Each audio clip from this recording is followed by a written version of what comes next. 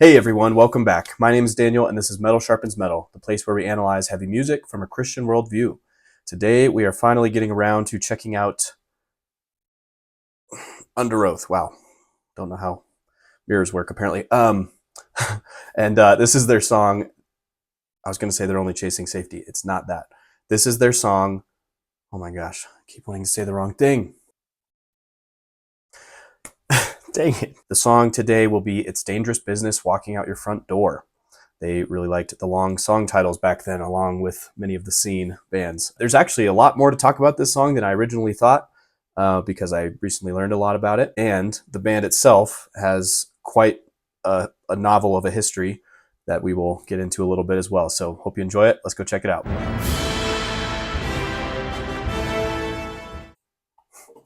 Okay, gotta love the tiny little video from way back in the day, probably at 10p resolution from back in the day, but we'll get through it. All right, let's check it out. Oh man.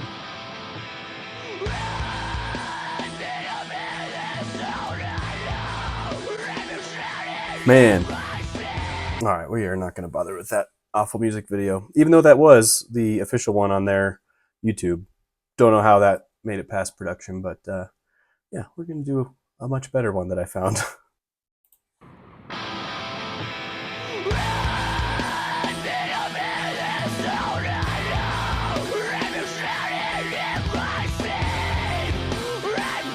And it still has those glitchy things, but that's part of the music video. Oh man, the hair.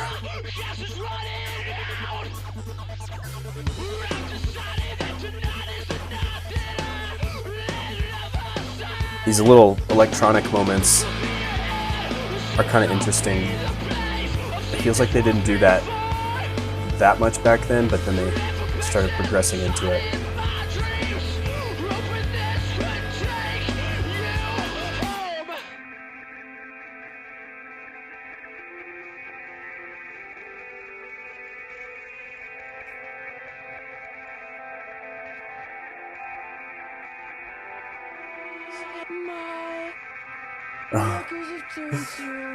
Baby Aaron with the emo swoop.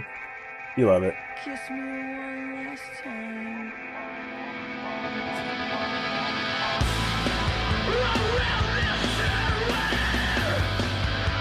Yeah, this was just a little bit more experimental for them at the time.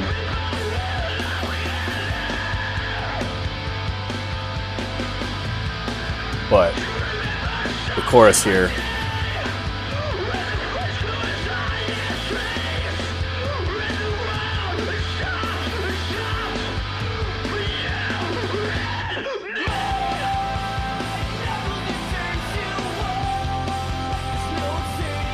very cool payoff.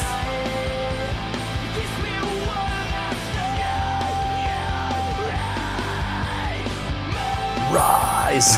Gotta put the R at the beginning.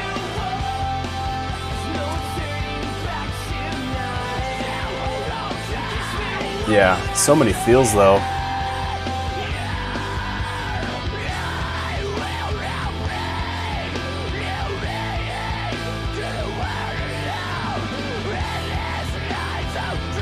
Big sextuples fill. Aaron on the drums was just unlimited energy. I mean, it's a basic kind of beat and he's just throwing his body into it.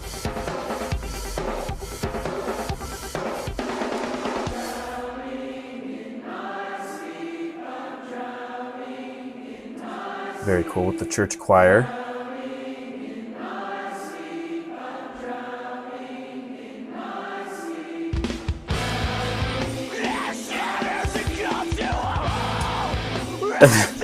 And then just throw the emo breakdown on top.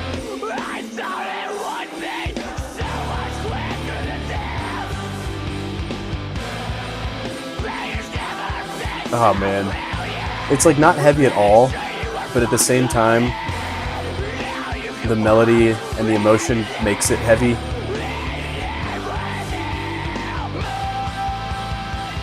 And then Aaron just devouring the mic,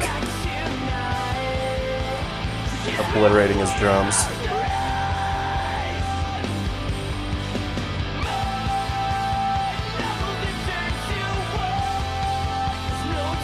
And Chris on the synth too. I mean, that man was just insane.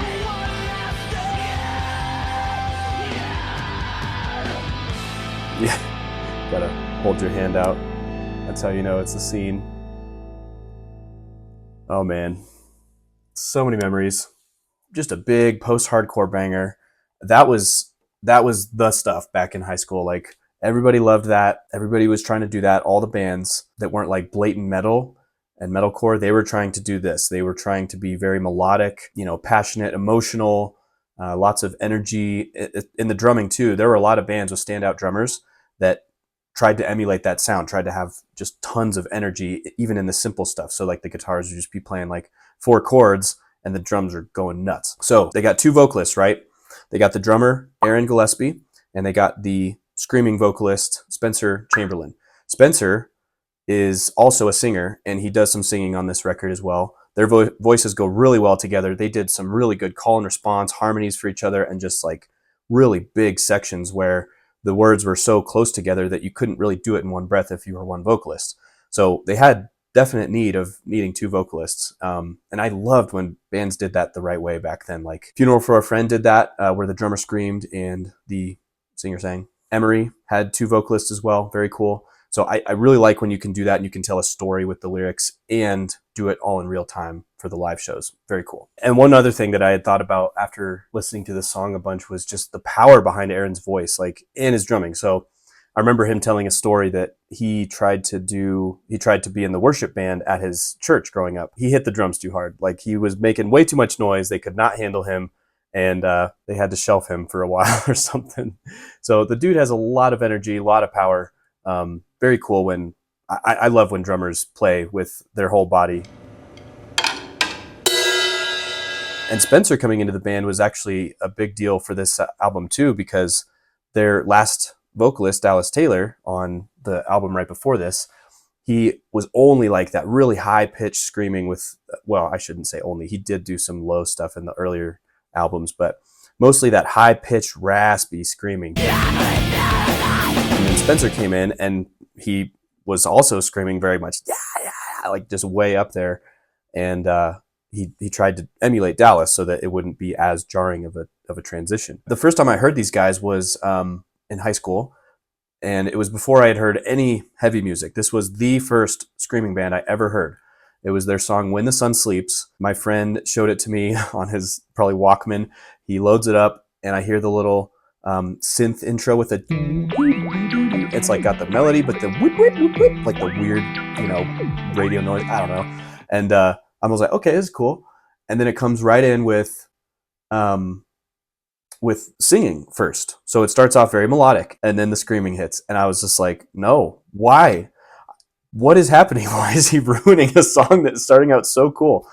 I was mad. I did not appreciate Dallas Taylor. I thought he was being rude to my ears. But I persisted, and my friend, that same friend who showed me that, made me another CD. By the way, what's up, Phil?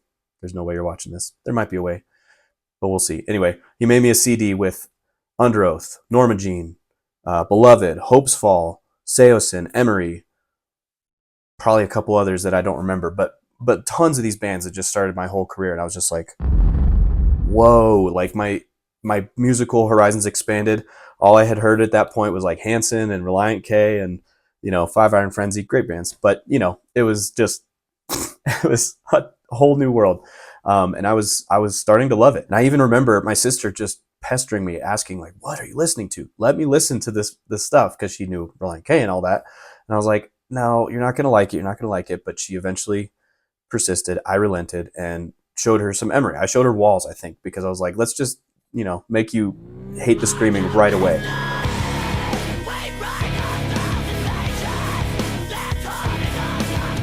And she was like, I like it. It's cool. Like, trying not to show pain and stuff. But yeah, she ended up listening along with me, and, we bonded on these bands. She ended up liking All That Remains, As I Lay Dying, like the more extreme stuff that I was getting into. And it was great.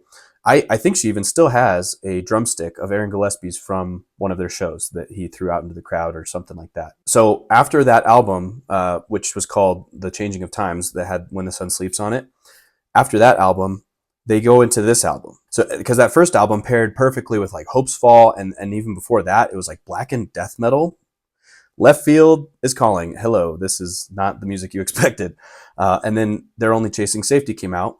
Pop sensibilities, huge choruses, lots more singing than they ever had before. It was abrupt for all their current fans, but because they went to this, and all the scene kids just came piling in. They just got a huge wave of new fans. Everyone liked this stuff, and they were playing Warped Tour. They were headlining. They were doing it back then. So I had a hard time picking a song for this video. I was originally thinking maybe doing Too Bright to See, Too Loud to Hear, but I settled on this one. I wanted to go back to this album, the one that really like hooked me first and brought me into this band first.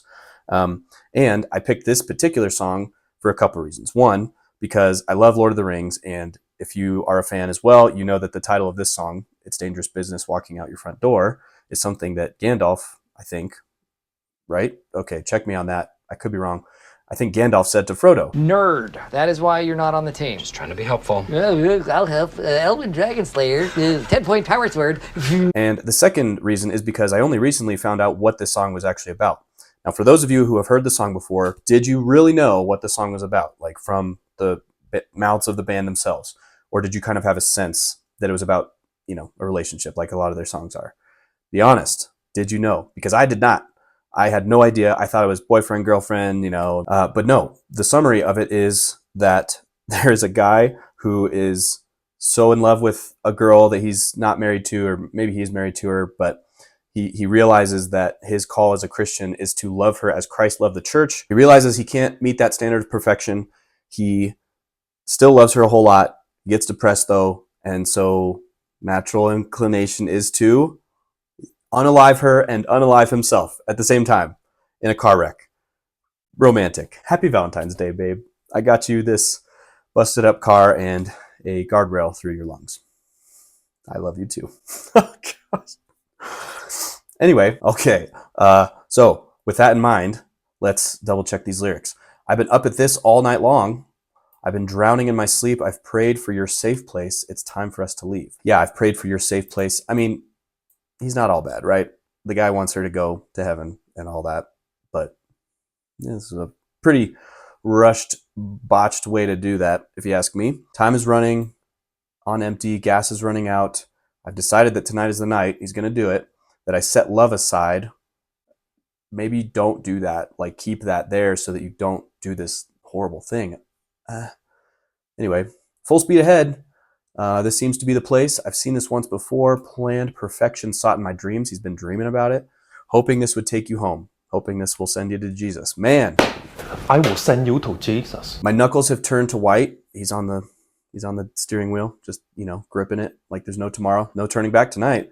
There is no tomorrow. Kiss me one last time. Still loves her. How sweet. Oh, snap. And I just now made this connection. Around this turn where the cross will cast your shadow. That makes me think of a gravestone with a cross on top, casting a shadow. Like you're good. Oh, not that exactly, not the gravestone, but where they put the cross on the side of the road when people die in accidents. Very sad and tragic. Yeah, we'll cast your shadow with a cross. The people will all gather to remember such a day where the flames grew as high as trees. Yikes, that car was on fire and the world stopped for you and me. Very just sad. Why would you do that? Yeah, I mean, kiss me one last time, shut your eyes. It's so tragic. Like, it's kind of romanticizing the idea of the murder and the idea of the, loss of life taken at a snapshot in time when their love for each other was at its highest. And then they both, leave this world and like, that's how they're remembered. I'm sure that's the idealized version that this guy has in his head of how he wants this to be encapsulated in time, right? I'll bring new meaning to the word alone, endless nights dreaming of life and the days we should have spent here. And I can't remember now in the meaning breakdown if they mentioned that the guy survived or if he's just alone after death type thing. And then drowning in my sleep. What's interesting, they got that church choir to play this part, to sing this part. And apparently they had to kind of fudge the details and say, it's got a higher meaning. Like, it's not really about killing your girlfriend and yourself. So please help us sing this. They kind of had to lie, and they said gave them a little rush, and I'm just like, oh, okay. Glass shatters, comes to a halt. Thought we'd be there by now. I thought it'd be so much quicker than this. I mean, again, that almost sounds like he didn't die, unless he just means getting to that location he wanted to do it at. He does say pain has never been so brilliant. I made sure you were buckled in. Now you can walk hand in hand with him. So yeah, crazy song. But knowing that background, I think that's actually really good storytelling, really good writing. I like the word choices, flames as tall as trees. Like, it's kind of simple, but it still gives you that description that you're looking for of what things were happening, and it's a good way of saying it. Much better than the words I'm wordsing right now. All right, so that's this song. It wasn't a concept album about this couple or anything like that. That's just a one-off. Let me know, honestly, if you do comment about that, if you knew this meaning beforehand. Maybe I'm the only one now that was out of the loop. I don't know. But anyway, let's talk about Underoath, the band, a little bit. So they started out as a Christian band, but it got to a point where Underoath wouldn't really call themselves a Christian band. And this was so popular back then. This bugged the junk out of me. People would be Christians. They'd be like, we're Christians in a band. We don't want to say we're a Christian band, because then I guess the ghost of Charles Spurgeon would come down and chain you to your Christian music industry forever, and you'd never be able to play with the secular bands that you loved, and you'd be just trapped and languishing and playing to Cornerstone and small church basements for the rest of your life or something like that. But I think that's a little bit foolish. If you are a Christian in a band, you should have that faith overflow. I believe that faith should overflow into the meaning of the lyrics, into how well you learn your instruments, and to how you're doing your work to glorify God. You may not want the label of Christian band, but I would say to that, why? Why not? Honestly, like, what is wrong with calling yourself a Christian band? The response that these guys would have given back then is that it'll take away opportunities to play with secular bands. And not just opportunities like money, like getting money or anything. They meant like, we want to play with secular bands, have different types of shows so that we can minister to them, we can talk to them, we can spread our message that way to wider audiences that normally wouldn't go see a Christian band. Problem is, a lot of these bands would go into it and the message would just disappear. Just, oh, poof, it would just be kind of gone, because they wouldn't want to set anyone off. So it's kind of like, well, when are you going to actually say that this is what you believe out loud? Rather than just like some lyrics that like, hey, if you interpret it the right way, then you'll know that we're a Christian band. Are you waiting to spring that trap on them at some point and like, we got you in here with foosball and pizza, but gotcha, we're actually Christian. Jesus is king and he rules and stuff. It's like, no, if you really believe that, just tell people the king is here, and like, you didn't vote for him, but you don't vote for kings. In that reference. So people were afraid of that label at the time. And now fast forward in this band's career a few years, eventually they ended up saying that they were atheists, like they didn't believe in God anymore. Spencer, his reasoning that he gave was that when he was at his lowest with addiction and drug use, the church and Christians were not there for him. They were not people who were willing to walk through this with him and were willing to be there when he messed up, keep him accountable, but also have some grace for him in the midst of all of that. He said that he felt abandoned. He felt very alone. Now, okay, there's a lot to be said about indicting the church for its shortcomings and for the hypocrites inside the church and all those types of things. But the question is, are you following the church? Are you following these people, or are you following Jesus? And now I know you're saying, well, they represented Jesus to me. They taught me about Jesus, so my view maybe was distorted. Okay, but again, you got to make sure that you're going to the Word. You got to make sure that you're going to Jesus himself and his words and what he says, rather than leaning your entire faith on these people who are going to fail you eventually. They're going to fail you in some way. I can't speak to how this went down with like how he was abandoned and felt like they were backstabbing him and things like that. But if you're a touring band, I've talked about this so many times. Are you in a church consistently, week after week, with people who know you and love you? Or are you just kind of, going here and there, maybe listening to something online, maybe visiting a church on the road? Those are two very different things. And so your view of Christianity is going to be from comment sections, awful, and from, people that you may never meet again, or that you've met just a few times. So this abandonment of their faith led them to putting out songs with swear words finally. Oh my gosh, that caused a big stir in the internet. But then honestly, like the way that they talked and did some of their lyrics, it was like, you're swearing more than some of the pagan non-Christian people that I have seen in my life, and more than any of the songs that we featured on this channel, and you know that not all of these bands have been Christian. So yeah, it was like they had a pent up backlog of swear words that they wanted to get out. And now that mom wasn't lurking over their shoulder, it was like, oh, okay, now we're allowed to say the words of darkness. Let's do it. Hello. Yeah, is this cringe insurance? Dude, this is a Wendy's restaurant. This isn't Wendy. Okay.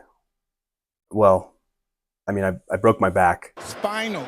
You have to come to the restaurant to order food. Can you just have it ready for when I get there? And it's ready now. Bye.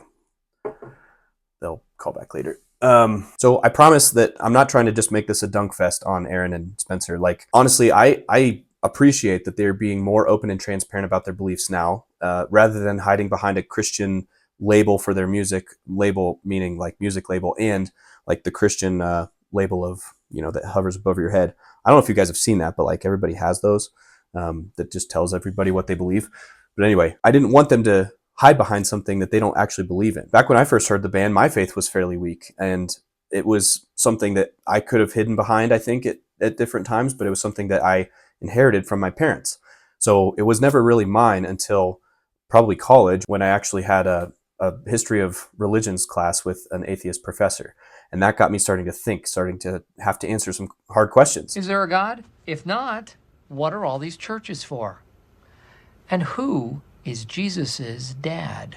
Learn about apologetics, talk to my best friend, my roommate, and my dad, who is and was a very solid Christian, and just try to get these things sorted out in my own head, figure out if I actually had these beliefs, had something in my heart that desired to learn about God and desired to follow Jesus, be forgiven, recognize my sin, my depravity, and my need for a perfect Savior to bring me up to a perfect standard from God. So it was a formative time in my life going through all of that. I can absolutely see how a band like Underoath, being on the road with secular bands, not saying that you can never do that, by the way, but not in a church consistently. And I totally forgot to mention, but Aaron Gillespie, the drummer, I saw him speaking in mega churches. I saw him, giving interviews about Christianity and like being, like leading a youth group or something like that with a message. Like that was common for him back in the day. He was on YouTube doing that. So yeah, to see him go from that to completely renouncing God and his faith, it's not a light thing, right? Like, sometimes people like to say, well, he had an open mind. He changed his views and he evolved. And I want us to be able to evolve. I want us to be able to take in new data, but that is a big thing, to go from, I believe in God, he is my life, I love Jesus, let me tell you guys about this, to, no, that's real. Like that's a huge change, right? So I get that Aaron and the others were kind of set up to fail. Not being in a church consistently, having that grounding, and then, hobnobbing with mega churches, maybe some false teaching churches in there, right? And the hard place of, touring with secular bands and having no spiritual nourishment while you're on tour. I totally get how that's going to end up with tragic results like this sometimes, losing your faith. And I don't begrudge them for it, honestly, because I do hope, like I've said many times on this channel, that these guys will find Jesus, that they will truly find him, have a heart change, be regenerated. Because if there is some chance that they hear this, I do want them to know that this comes from a place of love. I feel like this is how I'm to love my neighbor, is expressing these truths. And if it's dangerous business walking out your front door, well, hopefully your neighbor can help make that a little bit less dangerous. Maybe that was a cheesy analogy, but I'll stand by it. All right. Well, thank you for going down this rabbit hole with me a little bit. I did want to kind of bring up some of these things and show you that that the rabbit hole goes a little bit deeper than where your Sunday school teacher might have said it stopped, and just make you more aware, have you critically think about the things that you listen to. Hopefully you enjoyed the song. Hopefully you don't catch a guardrail through the chest. Please don't do that, intentionally or otherwise, if you can help it. Anyway, I'll catch you in the next one. Bye.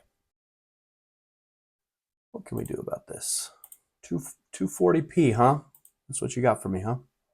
Cool. Great. All right. It's a pixel an inch. All right. While they were like in the minds of, okay, details are hard. I don't know what that thumbs up is. Get out of here. Funeral for a Friend did that. Drummer scream. Gosh, if that's real, I'm going to lose it. He realizes that he doesn't have that standard of perfection. My goodness, get out. I don't know if that's in the thing. I'm going to look like an insane person.